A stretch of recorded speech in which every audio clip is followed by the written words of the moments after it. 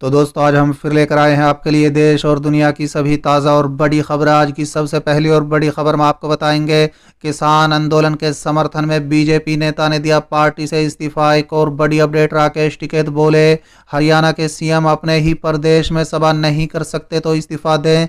वहीं अगली बड़ी खबर में आपको बताएंगे, बंगाल चुनाव में इलेक्शन कमीशन ने कोलकाता में 8 विधानसभा क्षेत्रों के निर्वाचन अधिकारी हटाए। एक और बड़ी अपडेट, राकेश टिकैत बोले किसानों के धरने को शाहीन बाग न समझे सरकार, कोरोना के गाइडलाइन के साथ जारी रहेगा धरना। इसी के साथ अगली बड़ी खबर में आपको बताएंगे, पीएम मोदी की रैली में आने वालों को 1000 का कूपन, टीएमसी ने लगाया कैश फॉर वोट का आरोप, भाजपा ने कहा डोनेशन की रसीद। वहीं अगली बड़ी खबर में आपको बताएंगे, तमिलनाडु में वोटिंग खत्म होने के बाद स्कूटी पर रखकर ईवीएम ले जा रहे थे 2 लोग, भीड़ ने घेरा। इसी के साथ अगली बड़ी खबर में आपको बताएंगे, ओवैसी की पार्टी बंगाल में 7 सीटों पर लड़ेगी चुनाव, उम्मीदवारों की लिस्ट जारी। वहीं अगली बड़ी खबर में आपको बताएंगे, उत्तर प्रदेश में नशा का जमकर गलत इस्तेमाल, 120 में से 94 मामले हाई कोर्ट ने किए रद्द। वहीं अगली बड़ी खबर में आपको बताएंगे, गोरखपुर, देवरिया सहित कई जिलों के कुछ भाजपा नेता सपा में हुए शामिल। तो चलिए देख लेते हैं आज की पहली बड़ी खबर।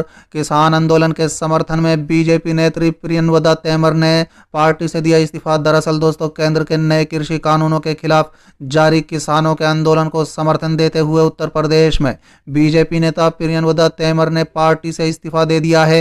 तैमर ने उत्तर प्रदेश महिला आयोग की सदस्यता से भी इस्तीफा दे दिया है। उन्होंने ऐसे समय में इस्तीफा दिया है जब राज्य में जल्द ही पंचायत के चुनाव होने वाले हैं।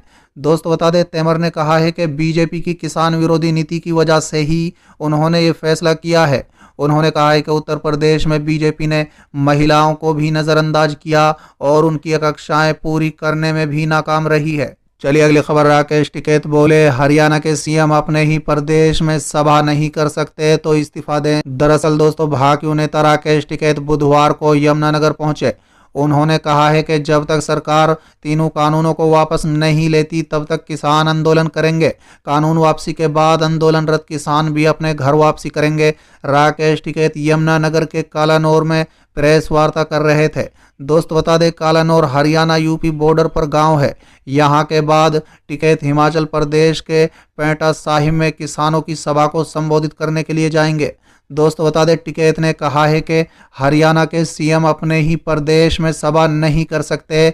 उन्होंने कहा है कि सीएम को त्याग पत्र देना चाहिए।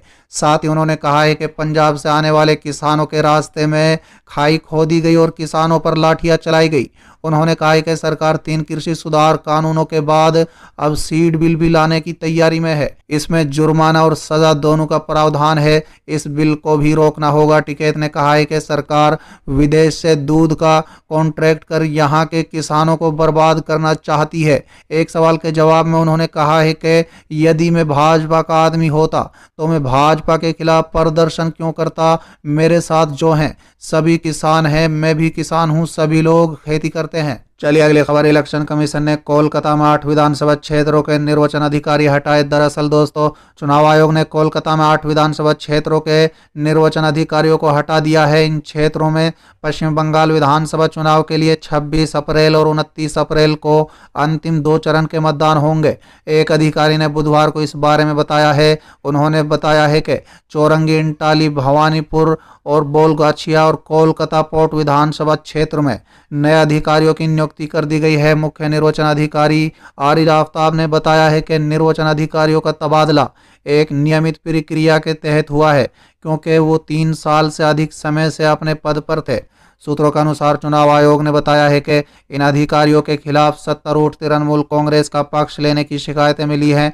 कोलकाता पोर्ट विधानसभा क्षेत्र में 26 अप्रैल को मतदान होगा और अन्य 7 सीटों पर 29 अप्रैल को मतदान होगा। दोस्तों बता दें, चुनाव आयोग के अधिकारी ने बताया है कि चुनाव प्रक्रिया में निर्वाचन अधिकारी अहम भूमिका निभाते हैं और इन मामलों में अधिकारियों के तबादले के नियम का पालन किया गया है। चलिए अगली खबर, राकेश टिकैत बोले किसानों के धरने को शाहीन बाग न समझे सरकार, कोरोना के गाइडलाइन के साथ जारी रहेगा धरना। दरअसल दोस्तों, उत्तर प्रदेश के सहारनपुर में सरदार भगत सिंह के भतीजे करणजीत सिंह संधू के बेटे की शादी पर आशीर्वाद देने पहुंचे भाजपा के राष्ट्रीय प्रवक्ता राकेश टिकैत ने पत्रकारों से बातचीत करते हुए कहा है कि सरकार किसानों के धरने को शाहीन बाग धरना न समझे।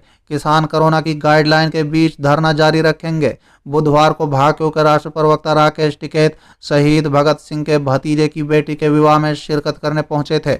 यहां उन्होंने कहा है कि कोरोना की गाइडलाइन का पालन होगा, मगर किसानों का धरना समाप्त नहीं होगा।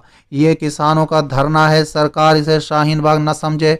भाकियू के प्रदेश अध्यक्ष के नामांकन करने पर बोले, ये चुनाव विधानसभा का नहीं है। चलिए अगली खबर। पीएम मोदी की रैली में आने वालों को 1000 का कूपन, टीएमसी ने लगाया कैश फॉर वोट का आरोप, भाजपा ने कहा डोनेशन की रसीद।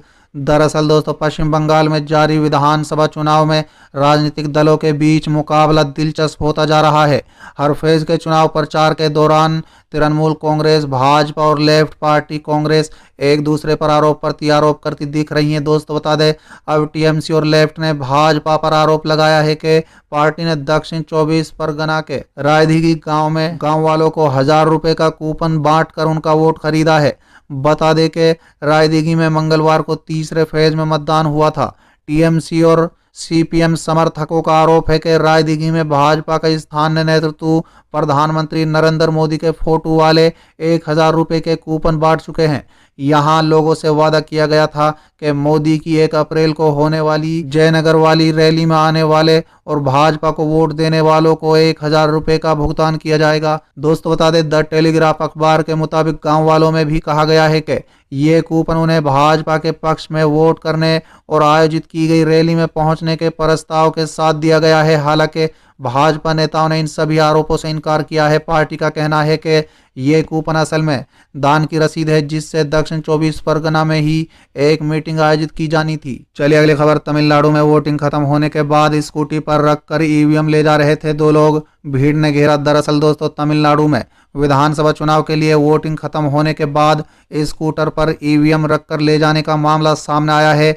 स्कूटी पर ईवीएम रखकर ले जा रहे लोगों को भीड़ ने पकड़ा। मामला वेला चोरी का है, जहां मंगलवार शाम वोटिंग खत्म होने के बाद 2 लोग स्कूटी पर ईवीएम रखकर ले जा रहे थे। दोस्तों बता दें, डीएमके का दावा है कि ये लोग ईवीएम के साथ कोई गड़बड़ी करने वाले थे। हालांकि इन लोगों को भीड़ ने देख लिया, जिसके बाद पुलिस इन्हें अपने साथ ले गई। हंगामा उस समय और बढ़ गया जब पुलिस ने मौके से 3 लोगों को बिना किसी जांच के वहां से हटाने की कोशिश की। इसके बाद कांग्रेस कार्यकर्ताओं ने प्रदर्शन शुरू कर दिया, जबकि द्रमुक नेता और चेन्नई के पूर्व मेयर एमएस सुब्रमण्यम ने चुनाव आयोग से इस पूरे मामले पर सफाई मांगी। चलिए अगली खबर। ओवैसी की पार्टी बंगाल में 7 सीटों पर लड़ेगी चुनाव, उम्मीदवारों की लिस्ट जारी। दरअसल दोस्तों, असदुद्दीन ओवैसी की पार्टी भी पश्चिम बंगाल विधानसभा चुनाव में उतर रही है।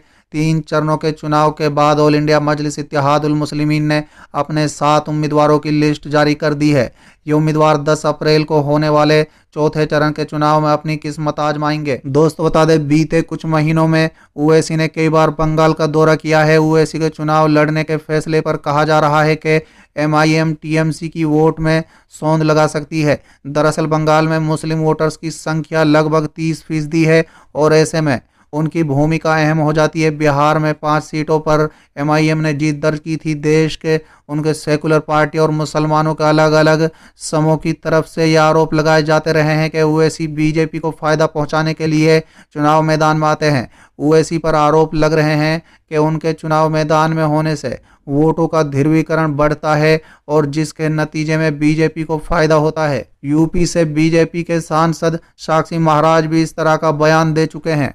चलिए अगली खबर। उत्तर प्रदेश में एनएसए का जमकर गलत इस्तेमाल, 120 में से 94 मामले हाई कोर्ट ने किए रद्द। दरअसल दोस्तों, उत्तर प्रदेश में राष्ट्रीय सुरक्षा कानून यानी एनएसए के दुरुपयोग को लेकर सवाल उठने लगे हैं। एक मीडिया रिपोर्ट में दावा किया गया है कि उत्तर प्रदेश में इस कानून के इस्तेमाल गौ हत्या से लेकर सामान्य कानून व्यवस्था तक के मामलों में हो रहा है। अधिकतर मामलों में कोर्ट ने यहां तक कह दिया है कि पुलिस ने बिना सोचे समझे एनएसए लगा दिया। दोस्तों बता दें, इंडियन एक्सप्रेस की एक रिपोर्ट में बताया गया है कि जनवरी 2018 और दिसंबर 2020 के बीच इलाहाबाद उच्च न्यायालय ने एनएसए के तहत हिरासत को चुनौती देने वाली 120 बंदी प्रत्याक्षीकरण याचिकाओं में फैसला सुनाया। 94 मामलों में उसने 32 जिलों के डीएम को आदेशों को रद्द कर दिया और बंदियों की रिहाई का आदेश दिया। रिपोर्ट के मुताबिक सबसे ज्यादा एनएसए के मामले गौ हत्या में दर्ज किए गए हैं। हाई कोर्ट की चौखट तक पहुंचने तक कुल मामलों का ये 1/3 से अधिक है। सभी आरोपी अल्पसंख्यक समुदाय से हैं और जिला मजिस्ट्रेट द्वारा प्राथमिकी के आधार पर उन पर गौ हत्या निवारण कानून से जुड़ी धाराएं लगाई गई थी। इनमें 30 मामलों में अदालत ने एनएसए के आदेश को रद्द कर दिया और याचिकाकर्ता की रिहाई का आदेश दिए। चलिए अगली खबर, गोरखपुर देवरिया सहित कई जिलों के कुछ भाजपा नेता सपा में शामिल। दरअसल दोस्तों, समाजवादी पार्टी का अध्यक्ष अखिलेश यादव की मौजूदगी में रविवार को गोरखपुर, महाराजगंज, देवरिया और संत कबीर नगर के कई प्रमुख नेताओं ने सपा का दामन थाम लिया है। दोस्तों बता दें, ये सब भाजपा बसपा छोड़कर सपा में शामिल हुए हैं। उन्होंने भरोसा दिलाया है कि सन 2022 के चुनाव में वो समाजवादी पार्टी की बहुमत की सरकार बनाने के लिए जी जान से जुट जाएंगे।